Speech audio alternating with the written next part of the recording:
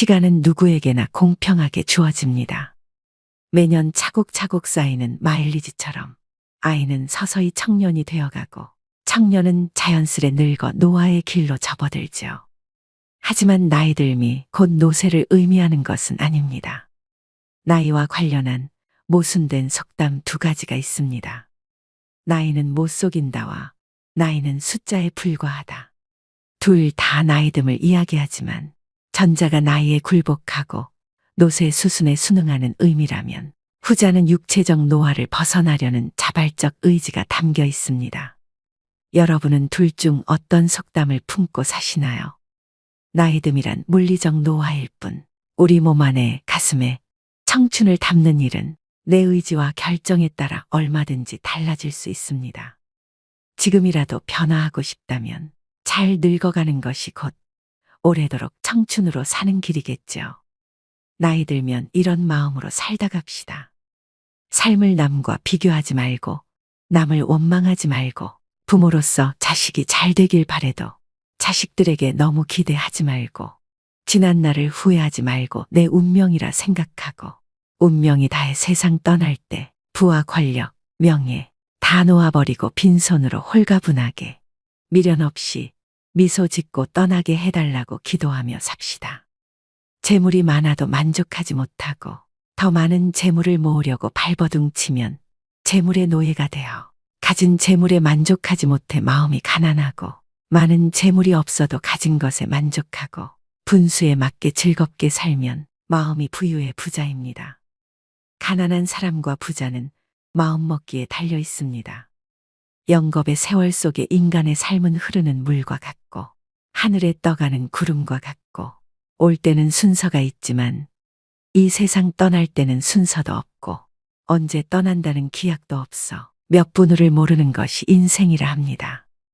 지난 날은 다시 돌아올 수 없고 미래는 기약이 없으니 지난 일에 미련 갖지 말고 미래를 너무 기대하지 맙시다. 지금 주어진 이 시간이 생애 제일 소중하다고 생각하며 보람있고 즐겁고 행복하게 보냅시다. 노년에 친한 친구가 두 사람만 있어도 인생을 잘 살았다는 말이 그때는 마음에 와닿지 않았는데 정년 후에야 실감이 납니다. 친구가 될 수 있는 조건이 첫째, 가까이 살아 언제든지 부르면 올 수 있고 둘째, 취향이 같고 건강해야 동행할 수 있고 생활 여유가 같아야 함께 여행도 하고 술도 함께 부담 없이 나눌 수 있습니다.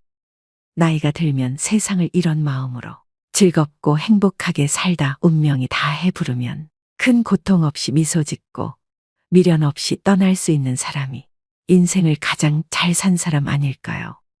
그래서 오늘은 나이 들어 성숙한 내면을 가지기 위해 반드시 피해야 할 행동 6가지에 대해 알려드리겠습니다. 오늘부터라도 5가지 중 1가지라도 실천하셔서 품격 있는 노후를 만들어 가시길 바랍니다.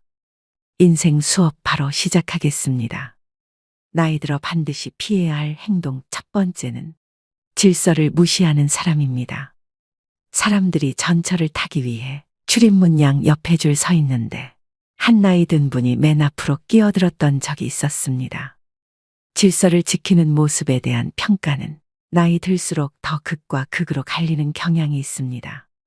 30, 40대면 당연한 모습처럼 여기는데 머리가 흰 나이 든 노인이 질서를 지키는 모습은 훨씬 더 존경스러운 마음이 듭니다. 어른도 저러는데 나도 본받아야지 라는 생각이 듭니다. 30대, 40대도 어른인데 유독 노인에게 이런 마음이 든 이유는 무엇일까요? 바로 사회의 어른 근본이란 생각이 크기 때문입니다. 반면 노인이 질서를 무시하는 모습은 더 추하게 보입니다. 어린 사람보다 더 비난을 받는 이유는 모범을 보일 위치에 있는 사람이기 때문입니다. 오래전 줄을 서자 차선을 지키자라는 캠페인이 벌어진 적이 있습니다.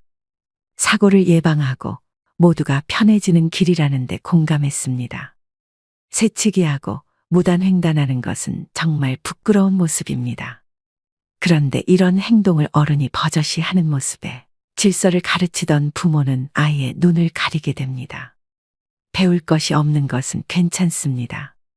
하지만 배우지 말아야 할 것을 하는 것은 어른으로서 부끄러운 일입니다.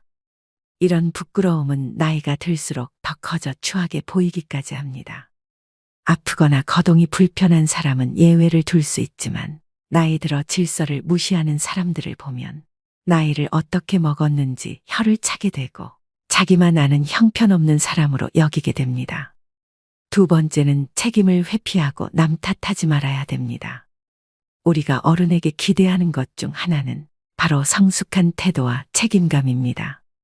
그렇다면 왜 책임을 회피하고 남 탓하는 사람이 나이값 못하고 취해 보일까요? 그 중심에는 존경의 가치와 신뢰의 손실이 있습니다. 우리는 일상에서 많은 선택과 결정을 내립니다. 그 과정에서 발생하는 실수나 실패는 자연스러운 일입니다. 자신의 잘못을 인정하고 그로 인한 결과를 받아들이는 것이 성숙한 어른의 모습입니다. 반면 남 탓만 하는 사람은 그 순간 그의 성숙함은 사라지고 존경의 대상에서 멀어집니다. 사소한 일부터 큰 일까지 모든 갈등과 다툼은 남 탓에서 시작됩니다. 특히 가까운 사이일수록 그런 일은 더 많이 발생합니다. 부부 사이나 부모와 자식 관계에서 남 탓으로 인한 갈등은 작은 불씨에서 시작해 결국 끌 수 없는 화재로 발전하곤 합니다. 어떤 경우든 남을 원망하지 마세요. 특히 가족 중에 누구를 원망하고 미워하는 것은 절대 금물입니다. 자신만 더 소외됩니다. 노년에 사랑하는 가족들마저 내 곁을 떠나가고 주변에 사람이 없으면 비참한 노후를 보내게 됩니다. 남을 탓하기 전에 자신의 행동을 되돌아봐야 합니다. 모든 결과는 자신의 선택과 행동에서 비롯됩니다. 일이 잘못되면 군자는 제 탓을 하고 소인은 남을 탓합니다. 나이 먹은 사람이라면 그에게는 지혜와 성숙함을 기대하게 됩니다. 그런데 책임을 회피하고 남 탓만 하는 사람은 그 기대치에 못 미칠 때가 많습니다. 그 사람을 보면서 아쉬움을 느끼게 됩니다. 나이 먹은 노인이 이런 태도를 보인다면 더욱 안타깝습니다. 노인은 제일 위에 있는 어른으로 그동안의 경험과 지혜로 후손이나 주변 사람들에게 좋은 영향을 미칠 수 있는 위치에 있습니다. 그런 노인이 책임을 회피하며 남 탓하는 모습은 정말로 추하게 보입니다. 지금부터라도 늦지 않았으니 미움을 버리고 사랑으로 가득 채우는 삶을 살아가시길 바랍니다. 세 번째는 죽음을 두려워하지 말아야 됩니다. 죽음을 경험해 본 사람은 아무도 없습니다. 따라서 죽음을 두려움의 대상이 아니라 삶에 대한 열망의 대상으로 전환해야 합니다. 우리의 인생은 죽음이 아니라 삶으로 파고들 때 그 진가를 발휘합니다. 우리는 왜 죽음을 두려워할까요? 죽음을 마주할 때 희망을 품어야 될까요? 아니면 체념해야 할까요? 죽음이라는 사건을 아예 잊고 살아갈 수만은 없습니다. 우리는 가족이나 친구들의 예상치 못한 사고 또는 질병으로 인한 죽음을 목격하곤 합니다. 가까운 사람의 죽음은 크나큰 슬픔을 안겨줍니다. 죽음이 슬픈 이유는 무엇일까요? 죽음이 아무런 예고도 없이 한순간에 찾아오기 때문일 것입니다. 사랑하는 사람을 잃을 때의 슬픔은 우리를 끔찍한 패닉 상태에 빠뜨립니다. 다시는 사랑하는 사람을 만나지 못할 거라는 절망에 휩싸입니다. 죽음은 서로 행복했던 추억들을 송두리째 빼앗아 버리고 영원히 함께하자고 맹세했던 약속을 산산이 깨뜨려 버립니다. 우리가 죽음을 두려워하는 까닭도 이번 삶에서 누렸던 모든 것을 빼앗아 가버리기 때문입니다. 죽음은 삶의 끝을 의미합니다. 죽음이란 이번 삶이 우리에게 선사했던 모든 것을 한순간에 박탈해버립니다. 그렇다면 우리는 죽음에 대해 어떠한 태도를 가져야 할까요? 장자는 그의 아내가 죽자 두 다리를 뻗고 앉아서 질그릇을 두들기며 노래를 불렀습니다. 문상을 왔던 해자가 그 광경을 보고 아내가 죽었는데 곡을 하지 않고 노래를 하다니 이거 너무 심하지 않느냐고 질책을 했습니다. 장자는 왜 이러한 행동을 한 것일까요? 장자도 아내가 죽었을 때 처음에는 슬퍼서 목 놓아 통곡했다고 고백합니다. 하지만 곧 장자는 사계절이 되풀이해서 흘러가는 것과 마찬가지로 죽음은 소멸이 아니라 변화의 과정이라는 하늘의 운명을 깨달았습니다. 태어나기 전 인간에게 삶이란 없었습니다. 우연히 기가 형성되고 인간으로 태어나면서 삶이 시작된 것입니다. 죽음이란 이제 다시 변화의 과정을 통해 태어나기 전으로 돌아가는 것입니다. 우리에게는 가족의 죽음이든 자신의 죽음이든 운명으로 받아들이는 태도가 필요합니다. 인간이 죽는다면 그저 태어나기 전으로 돌아갈 뿐입니다. 죽음 이후를 막연히 두려워할 필요가 없습니다. 네 번째는 허풍을 심하게 떨거나 자랑을 너무 많이 하는 것입니다. 나이 들어서까지 입만 열면 잘난 척과 허풍을 떠는 사람이 있습니다. 제 주변 친구 중 한 명은 그렇게 자식 자랑을 합니다. 살면서 하지 말아야 할 자랑 3가지를 꼽자면 배우자 자랑, 자식 자랑, 돈 자랑이라고 합니다.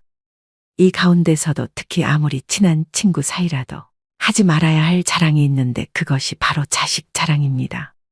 사람들 가운데는 자식들 일로 인해 자랑을 할 것이 많은 사람도 있지만 그렇지 않은 사람도 있지요.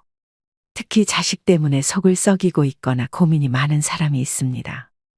이런 사람 앞에서 자식 자랑을 하는 것은 아픈 사람 앞에서 자신의 건강을 자랑하는 것과 같습니다. 그 말을 듣는 사람의 입장에서는 겉으로 드러내지는 않아도 그 자체로 스트레스이고 고통이 됩니다. 나이가 들수록 축하보다도 자랑을 많이 하는 친구들이 있는데 이런 습관은 오랜 친구마저도 멀어지게 합니다.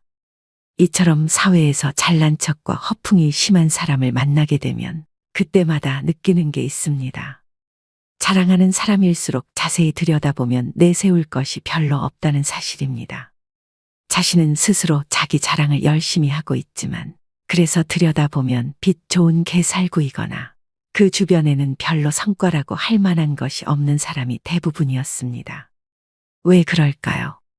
자랑을 수시로 하는 사람은 겉으로 자신이 대단한 사람이라는 것을 적극적으로 알리지 않으면 부족한 사람이라는 것이 저절로 드러나기 때문이다.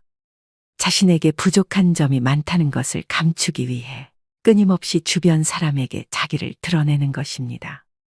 주변 사람에게 어떻게든 인정을 받아야 부족한 것을 감출 수 있을 것 같은 의식의 생각입니다. 그런 사람들의 의식에는 역설적으로 별로 이룬 것이 없는 사실에 대한 불안과 걱정이 깔려 있습니다. 반면 무엇인가를 이룬 사람은 그것을 굳이 자랑하려 하지 않습니다. 아니, 자랑할 필요가 없습니다. 자랑하지 않아도 그들이 갖춘 것은 저절로 드러나기 때문입니다. 경제적으로나 정신적으로나 부유하든 그렇지 않든 과실을 주목적으로 하는 사람일수록 자랑하는 것만큼 실제로는 보잘것없을 가능성이 큽니다.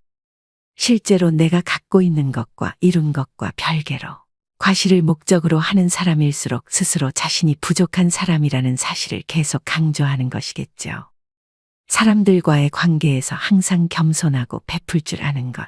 겸손과 베푸는 삶을 실천할수록 실제로 부자 마인드에 가까워지는 법입니다. 그렇게 아름답게 늙는 것입니다. 그것이 진짜 부자들의 자세이기 때문입니다. 5번째는 내적 성장을 최우선으로 해야 됩니다.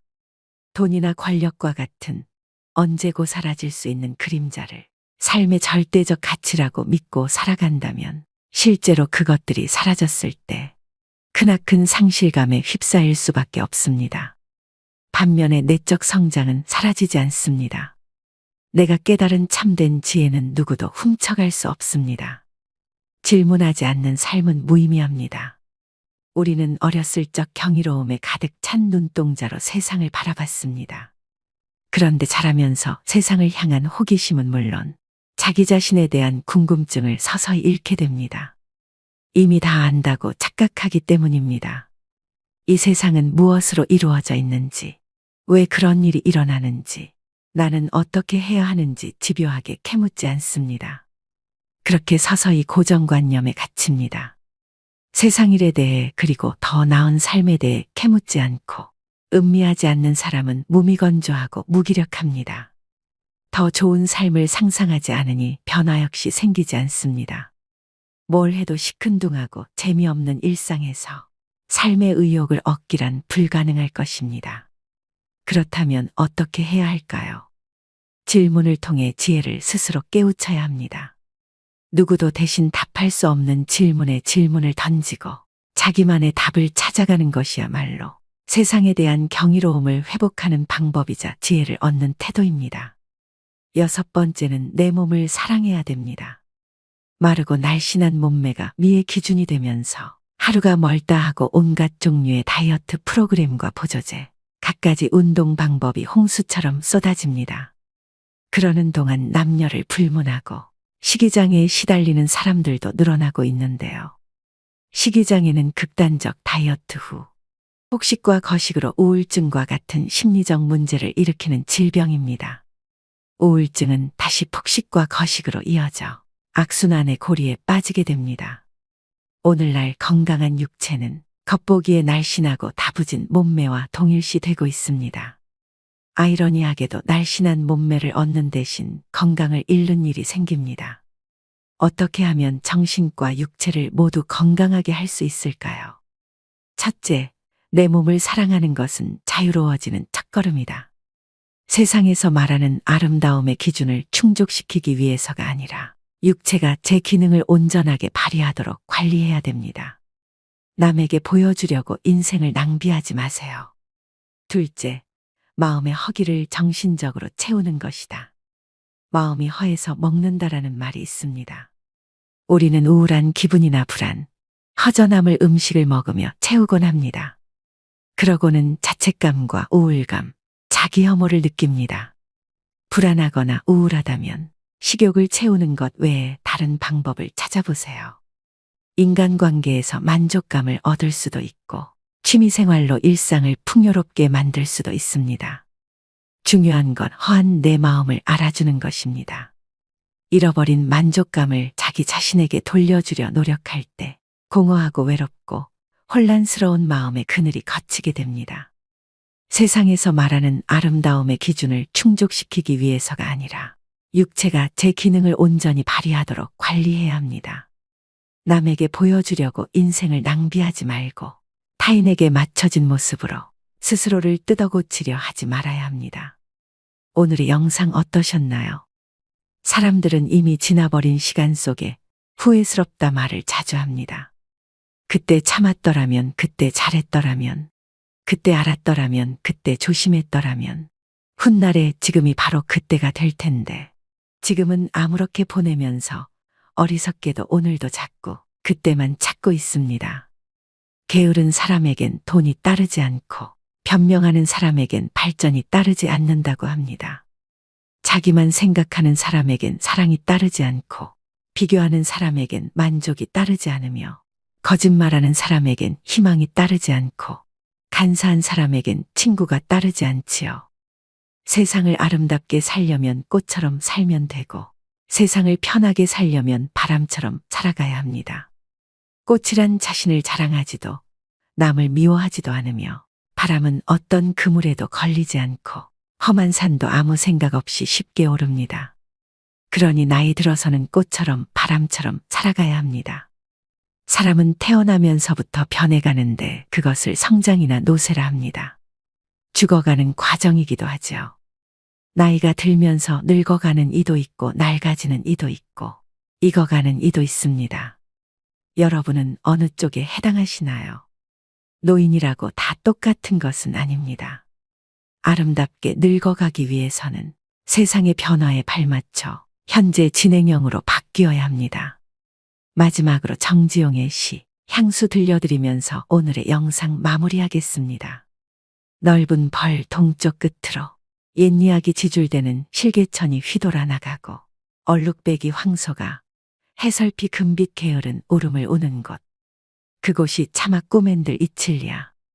지라로에 재가 식어지면 비인 밭에 밤바람 소리 말을 달리고 엷은 졸음에 겨운 늙으신 아버지가 집벽에를 돋아 고이시는 곳. 그곳이 차마 꼬맨들 이칠리야. 흙에서 자란 내 마음, 파란 하늘 빛이 그리워 함부로 쏜 화살을 찾으려 풀섭 이슬의 함초롬 휘적시던 곳. 그곳이 차마 꼬맨들 이칠리야. 전설바다에 춤추는 밤물결 같은 검은 귀밑머리 날리는 어린 누이와 아무렇지도 않고 예쁠 것도 없는 사철 발벗은 아내가 따가운 햇살을 등에 지고 이삭 줍던 곳. 그곳이 차마 꼬맨들 이칠리야.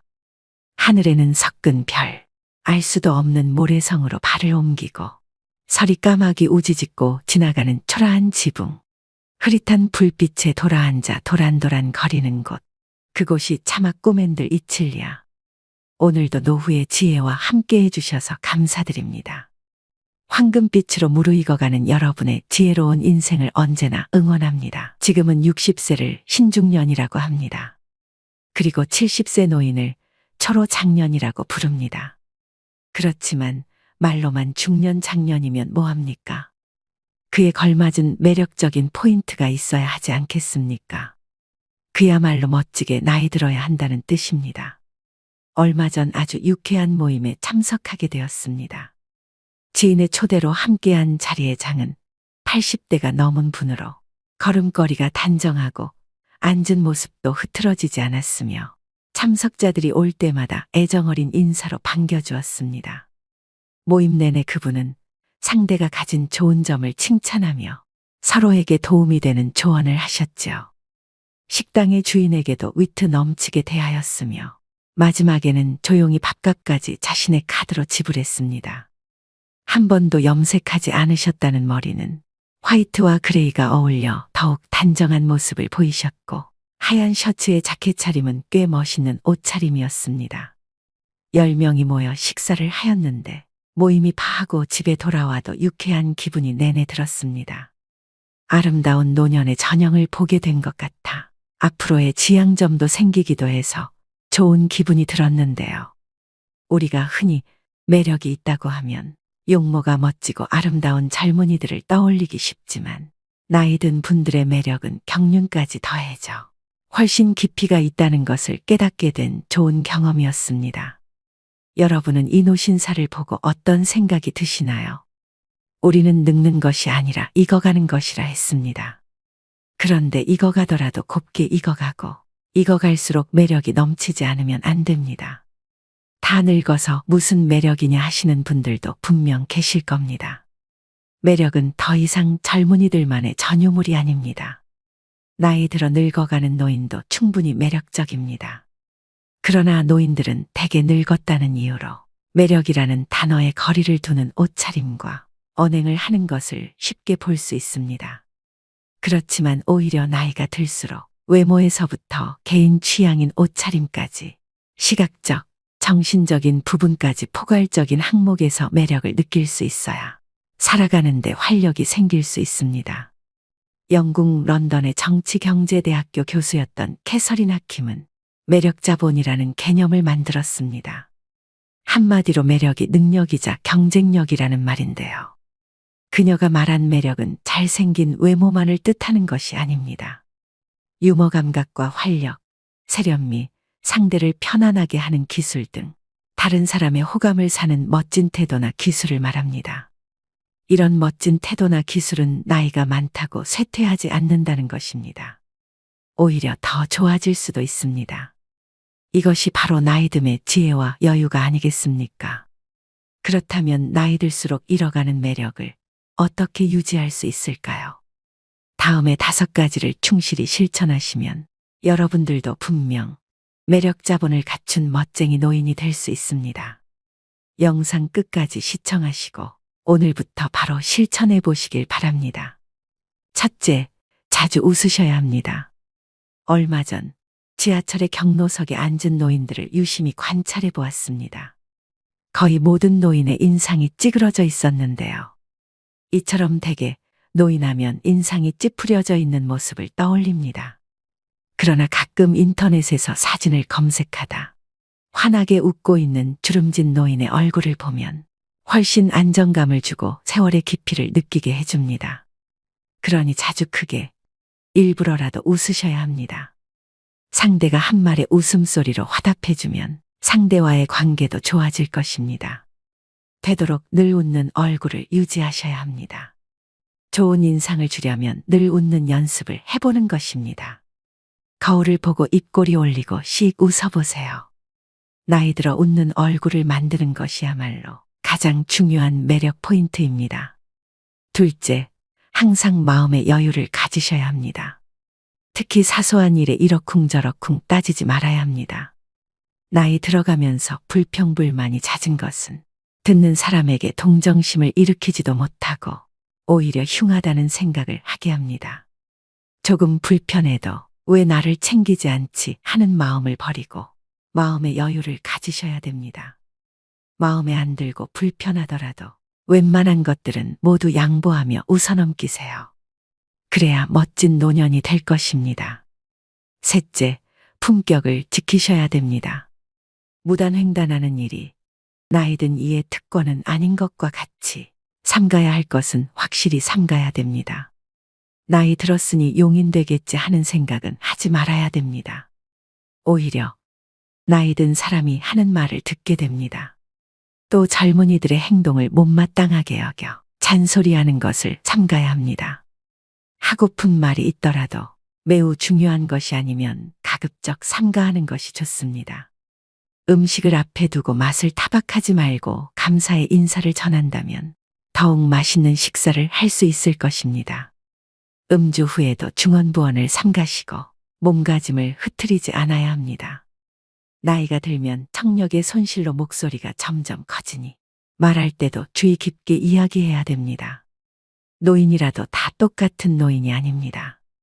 시기적절한 유행도 외면하지 말고 나이 들수록 자신의 외모도 다듬고 가꾸고 옷차림도 더 신경 쓰셔야 합니다.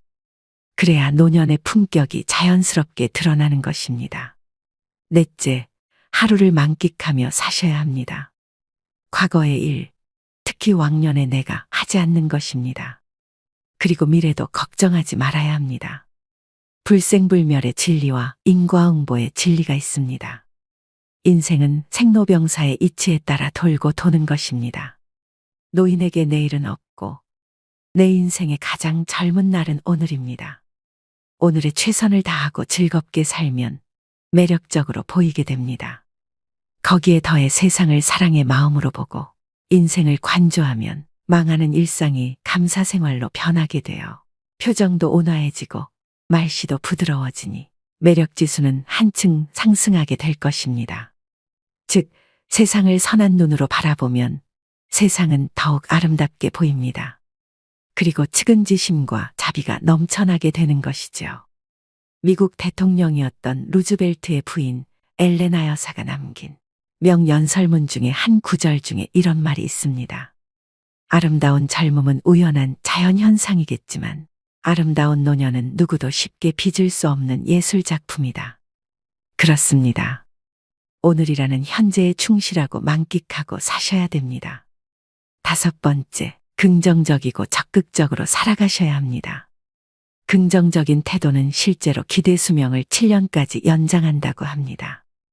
행복한 노년은 거저오지 않습니다. 건강하고 행복한 80세는 수십 년 전부터 차곡차곡 쌓아올린 노력의 결과물입니다. 이제 부정적인 모든 것은 지우는 것입니다. 자신의 익어감을 편안히 순리대로 받아들이는 것이 훨씬 더 평안하고 매력적이며 중후한 멋을 풍기게 되는 것이 아닐까요? 그리고 조금은 바보같이 조금은 믿으며 사는 것입니다. 베푸고 사는 것이 당장은 손해라는 생각이 들 수 있지만 오히려 멀리 보면 큰 이익으로 돌아옵니다. 베푸는 것에는 세 가지가 있습니다. 정신, 육체, 물질 세 방면이 있는데요. 재물이 있으면 재물로, 재물이 없으면 힘으로 도울 수 있는 방법을 찾아야 합니다. 어떤 조직에서라도 책임이 맡겨지면 망설임 없이 몸을 던져 정열적으로 책임을 완수하는 것입니다. 여러분 어떠신가요? 어떻게 늙어갈 것인가는 모든 노인들의 화두일 것입니다. 사람이 각기 살아온 역사가 다른 것처럼 늙는 것도 각자 다를 수밖에 없습니다. 품위를 지키며 보람차고 아름답게 늙는 사람이 있는가 하면 그렇지 못한 경우도 있습니다. 멋지거나 추하거나 또 행복하거나 불행한 노년이 되는 것은 모두 자신의 책임입니다. 우리는 모두 살아온 궤적이 다릅니다. 모든 노년이 즐거움과 행복을 같이 누릴 수 없는 것이 당연하죠. 나이 듦은 누구에게나 찾아오는 그리 반갑지 않은 손님입니다. 하지만 그 손님과 어떻게 공존하며 살아갈 것인지는 여러분의 선택과 태도에 달려 있습니다. 즉, 노력 여하에 따라서 아름답고 행복하게 늙어갈 수는 있습니다. 올해 여러분은 어떤 모습으로 나이 들어가기를 기대하고 계신가요? 그리고 여러분의 행복한 노후를 위해 어떤 노력을 기울이고자 하시나요? 이것을 지키지 않으면 땅을 치고 후회한다고 하는데요. 행복한 노후를 위한 원칙 5가지를 말씀드리겠습니다. 첫 번째는 더 이상 잃지 않는 것이 기본입니다.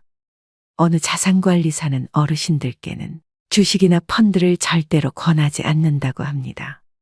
돈이 불어날 때는 좋아하시지만 팔지 못하고 나중에 손해를 입게 되면 괴로움이 이만저만이 아니라는 것인데요. 젊은이들은 다시 벌어서 메우면 된다고 생각하고 털어버리지만 어르신들은 다시 복구할 수 없다는 절망에 사로잡혀 일상이 무너지게 됩니다. 앞으로 일을 해서 돈을 벌 수 없고 모아놓은 돈을 가지고 죽을 때까지 생활해야 한다는 불안에 사로잡히게 되면 어딘가에 투자를 해야 될 것만 같기도 합니다. 그러다 보면 누가 뭐를 해서 돈을 많이 벌었다는 소위 카더라 이야기에 넘어가게 되어 노후 자금을 몰빵했다가 전 재산을 잃기도 합니다. 건강도 마찬가지입니다. 사람들은 좋은 것을 먹고 몸에 좋은 것을 함으로써 더 건강해지고자 노력하는데요. 고혈압이나 당뇨병, 고지혈증 같은 만성 질환에 걸렸을 때는 꾸준히 처방약을 복용해서 현재의 건강을 유지하는 것이 우선입니다. 검증받지 못한 건강식품이나 민간요법에 기대다 보면 현재의 건강도 지키지 못하고 후유증에 시달리게 될 수 있습니다. 두 번째는 자식은 없는 셈 쳐야 됩니다. 불안장애나 우울증으로 병원을 찾는 어르신 중에 상당수는 자식 문제로 스트레스를 받다 병이 생긴 분들이라고 합니다. 자식의 이혼, 범죄, 사업 실패 등 자녀를 걱정하는 주제도 가지각색입니다. 재산이라도 조금 있으면 자식들은 마치 부모가 일찍 죽기를 바라듯이 유산을 놓고 다투기도 합니다. 또 자식에게 물심양면으로 도움을 주다가 고생하는 어르신들도 적지 않은데요. 하지만 막상 부모가 어려움에 처했을 땐 자식은 나 몰라라 하는 경우가 부지기수입니다. 그렇게 자식으로부터 외면받고 마음고생하는 어르신들을 주변에서 흔히 볼 수 있죠. 경제적으로 자립하지 못했다고 해서 계속 퍼주면 내 노후가 먼저 무너지게 됩니다.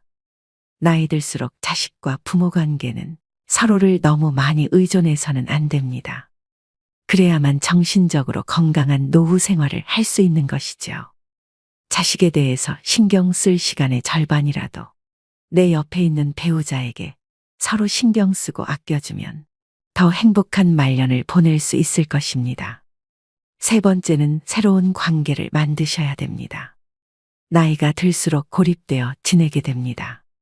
알고 지내던 사람들도 하나둘씩 건강상의 이유로 밖에 나가지 못하게 되는데요. 개 중에는 안타까운 병이나 사고로 죽어가는 이도 있습니다. 사회적 고립과 우울증을 예방하기 위해 지속적으로 사회 활동을 하고 마음 맞는 사람들과 꾸준히 만나면서 소통하는 것이 중요합니다.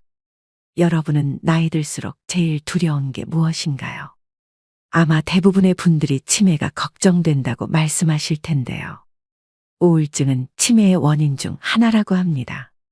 그만큼 노후의 정신 건강을 위해서는 외로움, 고립감을 극복하시는 게 가장 중요합니다. 친구를 사귀기 위해서는 사람들이 있는 장소에 가야 합니다.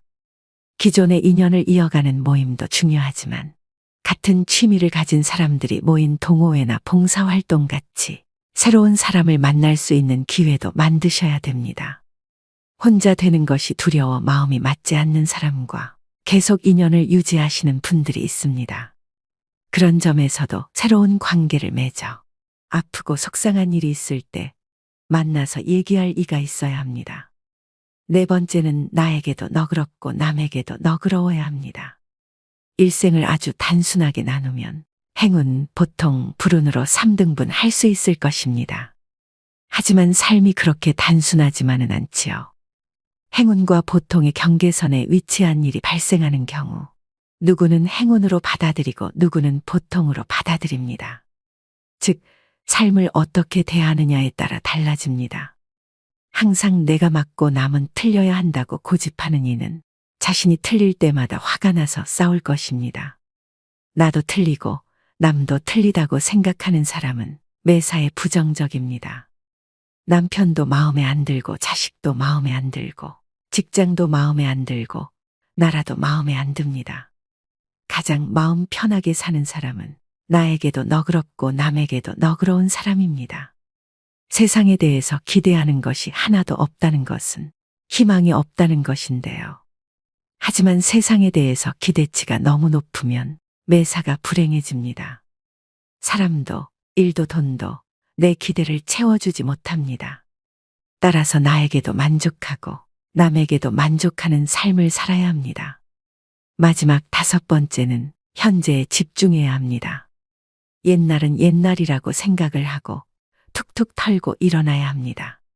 과거에 행복했다는 생각 때문에 현재가 불행하게 느껴져서는 안 됩니다. 과거의 트라우마로 인해 아직까지 불행에서 벗어나지 못해서는 안 됩니다. 미래에 대해서도 마찬가지입니다. 희망을 잃고 절망에 빠지면 현재도 불행해집니다. 장밋빛 미래에 현혹되면 현재를 대강대강 살면서 꿈을 쫓는다고 생각하기 쉽습니다. 과거의 잘못을 돌이켜보면서 같은 실수를 되풀이하지 말아야 한다는 점에서 과거 역시 무시해서도 안 되겠죠. 미래에 대한 희망도 필요하고 미래에 대한 걱정도 필요합니다. 하지만 삶의 중심은 언제나 현재여야만 한다는 것을 명심하셔야 됩니다. 행복하고 건강한 노년을 위한 필수 원칙 5가지를 말씀드렸는데요. 사람들은 살다 보면 흔히 지금보다 더 나빠질 게 없다는 말을 하곤 합니다. 하지만 과거가 현재가 되고 현재가 미래가 됩니다. 최악의 시점이라고 생각이 들던 과거의 한때도 지금 돌이켜보면 그때가 지금보다는 나았다는 생각이 들 수 있을 텐데요. 60살이 되면 50살이었을 때를 생각하면서 그때는 좋았다고 여기고 80살이 되면 70살이었을 때가 좋았다 여기기 마련입니다. 그렇기 때문에 나이 들어서도 매 순간 계속해서 좋은 추억을 만드는 것이 중요합니다. 젊었을 때의 추억만이 나이 들어 힘이 되는 것이 아닙니다. 누구나 100살까지 살 수 있는 세상에서 나이 들어서 만들어진 좋은 추억도 훌륭한 인생 미천이 됩니다. 마지막으로 노후철의 명심보감을 들려드리면서 오늘의 영상 마무리하겠습니다. 부르는 데가 있거든 무조건 달려가라. 불러도 안 나가면 다음부터는 부르지도 않는다. 아내와 말싸움이 되거든 무조건 져라. 여자에게는 말로써 이길 수가 없고 혹 이긴다면 그건 소탐대실이다. 밥도 제대로 못 얻어먹는 수가 있을 것이다. 일어설 수 있을 때 걸어라. 걷기를 게을리하면 일어서지도 못하게 되는 날이 생각보다 일찍 찾아올 것이다. 남의 경조사에 나갈 때는 제일 좋은 옷으로 차려입고 나가라. 내 차림새는 나를 위한 뽐냄이 아니라 남을 위한 배려다. 더 나이 먹기 전에 아내가 말리는 것 말고는 뭐든지 시작해보라. 일생 중에 지금이 가장 젊은 때다. 옷은 좋은 것부터 입고 말은 좋은 말부터 하라. 좋은 것만 하여도 할 수 있는 날이 얼마 남지 않았다. 누구든지 도움을 청하거든 무조건 도와라. 나 같은 사람에게 도움을 청하는 사람이 있다는 것을 감사히 생각하자. 안 좋은 일을 당했을 때는 이만하길 다행이다 하고 믿었던 사람에게 배신당했다면 오죽하면 그랬을까 하고 젊은 사람에게 무시를 당했으면 그러려니 하고 살자. 범사에 감사하며 살자. 적어도 3가지는 감사해야 한다. 나를 낳아서 키워준 부모에게, 이날까지 밥 먹고 살게 해준 직장에, 한평생 내조하느라 고생한 아내에게 감사하자. 이 3가지에도 감사함을 모른다면 사람의 도리가 아니다. 나이 들었어도 인기를 바란다면 입은 닫고 지갑은 열어라. 자식에게 용돈 주고 후배들에게는 가끔 한턱을 쏘고 아내와는 외식을 자주 하라. 어떤 경우에라도 즐겁게 살자. 현실의 고통도 지나고 보면 아무것도 아니다. 보고 싶은 사람은 미루지 말고 연락을 해서 약속을 잡아 만나라. 내일 죽는다고 생각하자. 오직 한 번뿐인 인생살이 순간을 소중하게 여기고 만나는 인연마다 귀하게 여기자. 오늘도 노후의 지혜와 함께 해주셔서 감사드립니다. 황금빛으로 무르익어가는 여러분의 지혜로운 인생을 언제나 응원합니다. 오늘은 조금 무겁고 현실적인 이야기를 나눠볼까 합니다. 인간이라면 누구도 피할 수 없는 한 가지가 있죠. 우리 모두는 언젠간 늙고 병들어 죽게 마련입니다. 죽음을 떠올리는 것을 금기시하는 우리는 죽음의 맨 얼굴을 애써 보지 않으려 하다가 부모나 배우자, 자식처럼 가까운 사람을 잃고 나서야 허둥지둥 죽음에 관해 생각합니다. 그러나 그것도 잠시, 산 사람은 살아야 한다며 또다시 현재에만 집중하죠. 하지만 우리 대부분은 호스피스 병동의 환자처럼 임종실의 주인공이 될 것입니다. 이처럼 우리 모두는 언젠가 죽음을, 사랑하는 이와의 영원한 이별을 준비해야 합니다. 사실 그보다 더 힘든 것은 죽음의 순간 작별 인사도 하지 못하는 것일 텐데요. 인간이 세상을 떠나기 전 때가 왔다는 것을 알 수 있다면 얼마나 좋을까요? 스스로 삶을 마무리하는 시간을 가질 수도 있고 사랑하는 사람의 마지막 순간을 지킬 수도 있을 것입니다. 인생이라는 웅장한 공연의 커튼이 내려가는 그 순간, 여러분과 저는 무엇을 뜨겁게 느끼면서 육체와 이별하게 될까요? 임종 직전 대부분의 사람들에게 나타나는 공통점이 있다고 하는데요. 그래서 오늘은 임종 전 일어나는 대표적인 6가지 증상에 대해 살펴보려고 합니다. 오늘의 영상 끝까지 시청하시고 인생의 마지막 여정을 위한 해안을 얻으셨으면 좋겠습니다. 바로 시작하겠습니다. 우선 첫 번째로 수면 시간에 변화가 생깁니다. 길게는 약 한 달에서 짧게는 일주 전부터 수면 시간은 평소보다 길어지고 깨워도 별 반응을 하지 않습니다. 3, 4일을 내리자고 잠깐 가족의 얼굴을 알아본 뒤 다시 깊은 잠에 빠져들기도 합니다. 마치 혼수 상태처럼 잠만 자는 것이 특징인데요. 보통 사람은 잠을 잠으로써 몸이 회복되는 작용이 일어나지만 임종 전 환자는 몸이 회복되는 것이 아니라 대사가 서서히 느려져 체내의 장기 기능이 떨어지고 있는 것을 의미합니다. 또 갑자기 이상한 말을 하기도 하며 이유 없는 공포감을 드러내기도 하는데요. 항상 의식에 반응이 없는 것은 아니기 때문에 의식이 명료할 때 하고 싶은 대화를 미리 해두는 것이 좋습니다. 두 번째는 피부가 변합니다. 임종 전의 피부 변화는 종종 발생할 수 있는 현상 중 하나입니다. 주로 다음과 같은 양상으로 나타날 수 있습니다. 첫째, 차가운 피부. 임종에 접어들면서 혈액순환이 감소하고 체온이 떨어지면서 손과 발, 얼굴 등이 특히 차가워질 수 있습니다. 둘째, 천진 및 발색 변화. 피부의 진피와 표피의 경계가 더욱 뚜렷해지고 피부가 창백해질 수 있습니다. 혈액순환이 감소하면서 발색 변화가 나타납니다. 셋째, 수족 부종. 종종 임종 전에는 신부전이나 체내 액체 이동의 변화가 생길 수 있어서 손과 발이 부어오를 수 있습니다. 넷째, 건조한 피부. 신체 대사가 감소하면서 피부가 건조해지는 것이 일반적입니다. 각 단계가 진행됨에 따라 피부가 푸르스름해 보이는 청색증이 나타나기 시작합니다. 임종 전 대표적인 증상 세 번째는 정신이 맑아집니다. 죽음에 다다르면 오히려 정신이 맑아지고 뚜렷해지는 모습을 보이는 경우가 여럿 있습니다. 보통 이런 현상은 노화로 죽음을 맞이하는 노인들에게서 많이 발견되는 증상입니다. 이런 경우 제 기능을 하지 못하던 뇌도 순간적으로 제 기능을 해서 전에는 바로 옆에 있어도 잘 알아보지 못하던 가족들을 알아보고 초점을 잃었던 눈에도 힘이 생깁니다.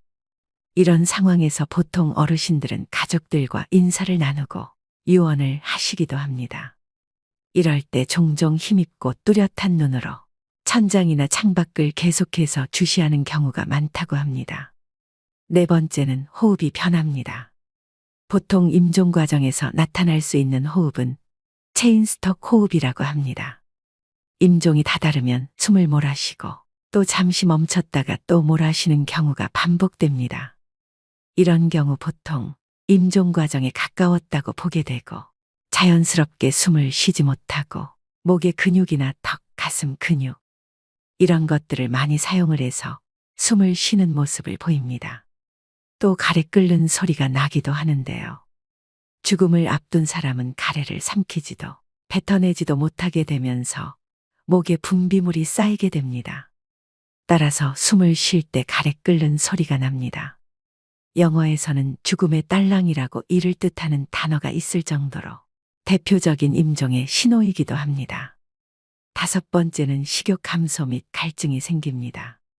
임종 전 증상으로 며칠, 몇 주 동안 많은 사람들은 음식과 음료에 대한 욕구가 감소하는 것을 경험하는데요. 거식증으로 알려진 이러한 식욕부진은 신체 쇠퇴의 자연스러운 부분입니다. 몸이 필요한 것만 받아들이고 필요하지 않은 것은 배출합니다. 또 입이나 목이 건조해지고 입술이나 혀가 갈라지거나 침이 끈적끈적해집니다. 마지막 6번째는 변실금이 생깁니다. 임종 전 환자는 소변색이 진해지고 양이 줄어들게 되는데요. 모든 근육의 힘이 서서히 풀리게 되면서 환자의 의지와는 상관없이 괄약근의 힘 조절 때문에 변실금이 생기곤 합니다. 임종이 가까워질수록 대변의 양이 많아지고 반대로 혈압은 저하되어 소변의 양은 줄어들게 됩니다. 여러분 어떠신가요?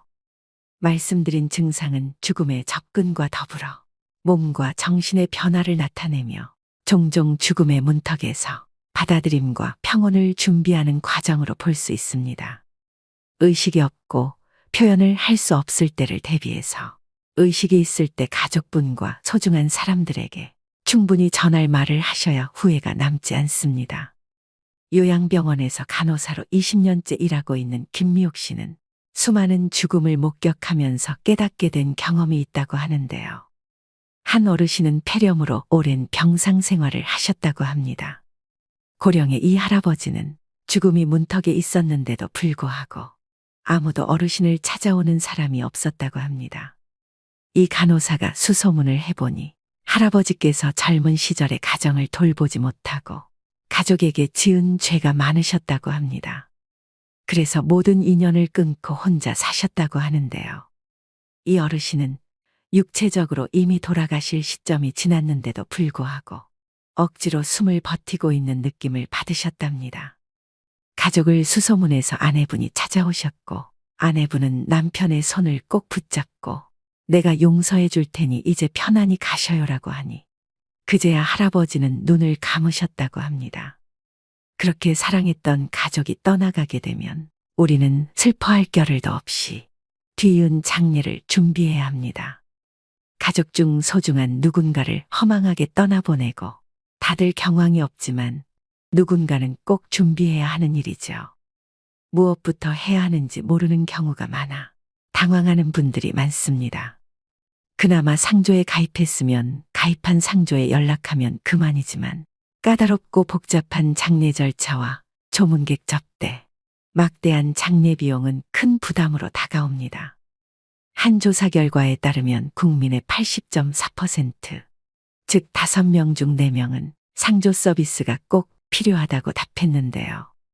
그렇다면 국내에 수없이 많은 상조회사 중 어떤 업체를 선택하는 것이 가장 현명할까요? 그래서 여러분들에게 합리적인 비용으로 상조 도움을 받으실 수 있는 고위상조 업체에 대해 소개해 드리려고 합니다. 고위상조 서비스를 바탕으로 나이 먹고도 모르면 바보 되는 장례 준비 3가지를 살펴보겠습니다. 첫 번째, 선불제와 후불제 중 어떤 상품을 선택해야 되나요? 먼저 선불제의 경우 말 그대로 미리 상조 비용을 지불하는 것인데 쉽게 말하면 보험과 같습니다. 일반적으로 120회 월납으로 총 납입금은 500에서 1000만 원 수준인데요. 이 금액에서 현장에서 추가 비용이 결제되는 경우도 허다합니다. 또 가입 시 가전이나 휴대폰 할인 등을 명목으로 가입을 유도하는 경우가 많고 이런 부분에 혹해 가입하시는 분들도 많습니다. 하지만 가전을 받는 돈은 막대한 금액을 내는 것 중 극히 일부에 지나지 않고, 만약 도중에 업체가 폐업을 하는 경우 내 돈을 제대로 찾지 못해 소비자가 피해를 떠안는 경우가 많습니다. 연간 수십 곳의 상조회사가 폐업을 한다고 하는데요. 그러다 보니 많은 분들이 함부로 상조를 가입하기 꺼려 하시는 경우도 많습니다. 이런 여러 단점을 극복하기 위해 나온 것이 후불제 상조입니다. 후불제의 경우 낮은 금액대부터 높은 금액대까지 다양하게 갖추어 있어서 가족분들이 예산에 맞춰서 직접 선택하실 수 있는 장점이 있으며, 불필요한 상품들을 포함하지 않을 수 있기 때문에 훨씬 합리적으로 비용을 아낄 수 있습니다. 매월 돈을 납부하지 않아도 된다는 점, 그리고 장례가 끝난 후 비용을 지불하면 되기 때문에 더 투명한 비용으로 마지막까지 안심하고 장례를 치를 수 있게 되는 것도 크게 안심하실 수 있는 부분입니다. 심지어 현재 선불제 상조를 이용하고 계시더라도 후불제로 전환하시는 게 더 이득일 수도 있습니다. 고위상조에서는 후불제 전환 비교 서비스도 제공해드리니 상담 받아보시길 추천드립니다. 두 번째, 장례식장이 있는데 굳이 상조도 따로 필요한가요? 이는 웨딩 플래너 없이 결혼을 준비하는 것과 유사합니다. 장례식장의 장례지도사는 처음부터 끝까지 책임져 주지 않습니다. 빈소에 1시간에서 2시간 들르고 물품을 파는 역할이 전부입니다. 반면 상조의 장례지도사는 처음부터 끝까지 장례를 책임집니다. 장례 첫날부터 발인날까지, 연부터 유족을 위로하는 순간까지 늘 함께 있습니다. 장례식장을 끼고 장례를 진행하는 것은 물품, 식비 등을 고려하므로 상조보다 기본적인 비용이 더 많이 나오는 것이 보통입니다. 그 이유는 두 가지인데요. 먼저 기본용품의 단가가 높습니다. 상조에서 10만 원 하는 수의가 장례식장에선 기본 40에서 50만 원입니다. 수의 가격만 봐도 벌써 4, 5배 차이가 납니다. 언론에서 많이 보도되듯이 장례식장에서의 유골함 가격은 정말 부르는 게 값입니다. 또 식비를 관리해주는 상조와 달리 식비가 많이 나올수록 장례식장 측의 이득이므로 추가 비용도 수십만 원을 훌쩍 넘기게 됩니다. 유족들이 경황이 없다 보니 물품 선택을 하실 때 정확한 판단을 못 하시게 됩니다. 그런 리스크를 없애는 게 바로 상조인 것이죠. 마지막 세 번째는 정직하고 합리적인 상조업체 고르는 방법입니다. 결론적으로 정직하고 합리적인 후불제 상조에 맡기는 것이 답인데요. 다만 국내에 수없이 많은 상조업체 중 어느 업체가 믿고 맡길 만한지 판단하기가 어렵습니다. 현명하게 상조업체 고르는 방법 첫 번째는 가격 정찰제를 활용하고 있는가. 장례용품 강매와 노잣돈 및 수고비 강요 등 추가적인 결제를 유도하지 않는 것이 매우 중요합니다. 많은 업체들이 최저가를 표방하고 유인한 뒤에 추가 비용 결제를 유도하는 방식을 사용합니다. 고위상조는 합리적인 비용으로 구성되어 있는데요. 가족장이 259만 원, 무빈소장 159만 원, 일반장 359만 원으로 이용하실 수 있습니다. 둘째, 미사용 품목을 공제하고 있는가. 고위상조는 권리 포기로 간주한다, 다른 품목으로 대체 제공한다는 등의 부정적인 관행을 따르지 않습니다. 하지만 많은 업체들이 품목들을 사용하지 않았음에도 공제하지 않고 있는 것이 현실입니다. 셋째, 친절한 서비스를 제공하는가. 당연한 말이지만 상조의 하청의 재하청 구조 등으로 비싼 비용을 지불하고도 소비자의 당연한 권리인 친절한 서비스가 제공되지 못하는 경우가 빈번합니다. 고위상조는 24시간 직영상담센터 운영과 엄격히 선발된 장례지도사를 통한 친절한 서비스 제공이 고객 만족의 최우선입니다. 나이 들수록 모르면 바보 되는 장례준비 3가지에 대해 말씀드렸습니다. 이처럼 알면 알수록 꼭 필요한 게 상조라고 생각되는데요. 상조 서비스와 함께라면 전문가의 도움으로 온전히 애도에 집중할 수 있어 심적 부담감을 덜고 목돈이 필요한 장례를 물가 인상에도 변동 없는 금액으로 치를 수 있어 경제적 부담감을 덜 수 있습니다. 가족의 죽음은 슬프지만 누군가는 꼭 준비해야 되는 일입니다. 합리적인 고의상조를 통해서 사전에 장례 준비를 해놓는 것은 조금 더 현명하게 사랑하는 사람을 편안히 보내드리는 길일 것입니다. 전화 상담도 가능하니 필요하신 분들을 위해 전화번호를 남겨드립니다. 고의상조 1666-9784입니다. 가장 건강할 때 자신의 죽음과 사랑하는 가족의 죽음을 준비해 두면 남은 인생은 선물처럼 주어지고 노후를 더욱 활기차고 평온하게 살아갈 수 있을 것입니다. 오늘의 영상 어떠셨나요? 잘 죽으려면 잘 살아야 한다는 말이 있습니다. 그렇다면 잘 산다는 말은 무엇일까요? 용서를 빌어야 하는데 빌지 못했던 잘못들, 옆에 있는 사람에게 잘해주지 못한 것에 대한 마음이라고 마지막 순간에서 대부분의 사람들은 그렇게 말합니다. 모든 죽음은 슬픕니다. 하지만 슬픔 속에서 떠나더라도 우리는 죽음 직전까지 행복해야 합니다. 우리가 소중하게 간직해야 할 기억은 죽음이라는 끝맺음이 아니라 죽기 전까지 행복하게 살았던 시간입니다. 글을 쓸 때 첫 문장보다 마지막 문장을 먼저 생각하면 좋습니다. 마지막 문장을 생각한 뒤 글을 써나가면 흐름의 일관성이 생기고 글 전체가 한 호흡으로 연결되기 때문인데요. 인생도 글쓰기와 다르지 않습니다. 자신의 마지막을 응시하는 것은 삶의 일관성을 부여하는 일입니다. 살다 보면 순간순간 중요한 갈림길에 서게 됩니다. 그때마다 자신의 마지막을 상상하며 후회하지 않을 선택을 한다면 인생의 중요한 것을 놓치지 않고 살아갈 수 있습니다. 여러분 모두 후회가 남지 않는 행복한 노후를 보내셨으면 좋겠습니다. 마지막으로 인생에 대한 좋은 글 읽어드리면서 오늘의 영상 마무리하겠습니다. 무엇이 삶이고 무엇이 늙음이고 무엇이 죽음인가? 현재의 행복에 최선을 다함이 살며 이러한 삶이 오래되어 편해짐이 늙으며 영원히 쉬는 것이 죽음이라면 틀린 말일까? 사람들은 모든 면에서 양면성을 지닌다. 생과 사에 대해서도 그렇다. 어떤 사람들은 살기 위해 발버둥치고 또 어떤 이들은 쉽게 죽어버리려고 한다. 인간들 외에도 모든 생물은 열매를 맺는다. 벼이삭도 쌀을 맺으면 그 줄기와 이파리는 누렇게 시들고 볼품없어지는 것이다. 사과나무도 사과를 연글게 할 무렵이면 그 이파리는 벌레 먹어 흉한 모습이 된다. 사람도 이와 같이 그 열매, 곧 아들과 딸을 장성시키면 늙고 병들어 볼품없는 모습으로 변해가는 것이다. 이러한 현상은 지극히 당연하고 자연스러운 것이며 우리는 그와 같은 모습에 오히려 존경심을 가져야 한다. 늙고 추하게 변해가는 것을 두려워해서는 안 된다. 또한 죽음을 두려워해서도 안 된다. 늙으면 쉬게 되는 것이고 죽는다는 것은 있던 것이 없어지는 것이 아니라 영혼과 육체가 분리되기 때문에 더 편히 쉬게 되는 것이다.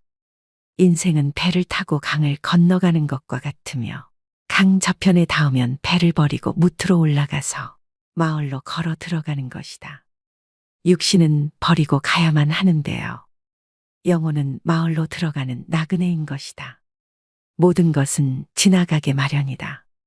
고통의 괴로움도 시간이 지나면 새살이 돋아나서 괴로움의 상처는 아물게 마련이다. 어렵고 힘든 시기도 시간이 흐른 뒤에는 나에게 소중한 성장의 선물이 되었다는 사실을 깨닫게 될 것이다. 내 삶에는 희극만이 존재하지는 않는다.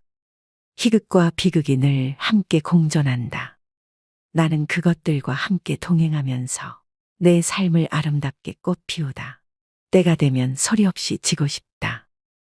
오늘도 노후의 지혜와 함께 해주셔서 감사드립니다. 황금빛으로 무르익어가는 여러분의 지혜로운 인생을 언제나 응원합니다.